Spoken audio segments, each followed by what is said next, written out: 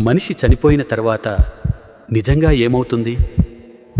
శరీరం భూమిలో కలిసిపోతుంది. కానీ ఆత్మ ఎక్కడికి ప్రయాణిస్తుంది? హిందూ ధర్మం ప్రకారం ఆత్మకు మరణం లేదు, అది నిత్యమైనది. శ్రీమద్ భగవద్గీత చెబుతోంది, ఆత్మ శాశ్వతం. ఆత్మ తన శరీరాన్ని విడిచిన తర్వాత కొంతసేపు అక్కడే ఉంటుంది. తర్వాత యమదూతలు ప్రత్యక్షమై ఆత్మను తమతో తీసుకెళ్తారు. ఆ ప్రయాణం సులభం కాదు. అది పూర్తిగా కర్మల మీద ఆధారపడి ఉంటుంది. యమధర్మరాజు సన్నిధిలో ప్రతి ఆత్మ తన కర్మల ఆధారంగా తీర్పు పొందుతుంది.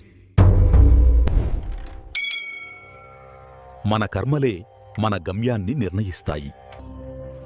మంచి కర్మలు చేసిన వారికి స్వర్గలోకం లభిస్తుంది.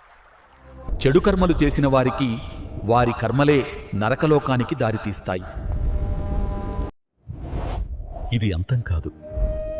పునర్జన్మ ఒక కొత్త ప్రారంభం. తర్వాతి జన్మ మన గత కర్మల ఆధారంగా నిర్ణయించబడుతుంది. ఈ జనన మరణ చక్రం నుండి బయటపడటానికి ఒక మార్గం ఉంది. అదే మోక్షం. అంటే జనన మరణ చక్రం నుండి సంపూర్ణ విముక్తి. అది పొందేది ధర్మం, భక్తి, జ్ఞానం ద్వారా మాత్రమే. మన జీవితం చిన్నదే కాని మన కర్మలు శాశ్వతం. ప్రతి చిన్న పని, ప్రతి ఆలోచన భవిష్యత్తును నిర్మిస్తుంది.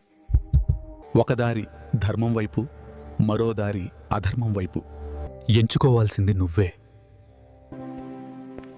ఒక మంచి పని నీ జీవితాన్ని మార్చగలదు. ఒక శాంతమైన మనసు నీ ఆత్మను పవిత్రం చేస్తుంది.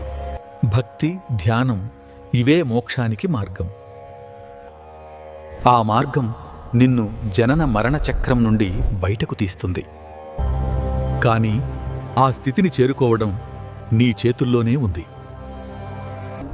లేకపోతే ఈ చక్రం మళ్లీ మళ్లీ తిరుగుతూనే ఉంటుంది.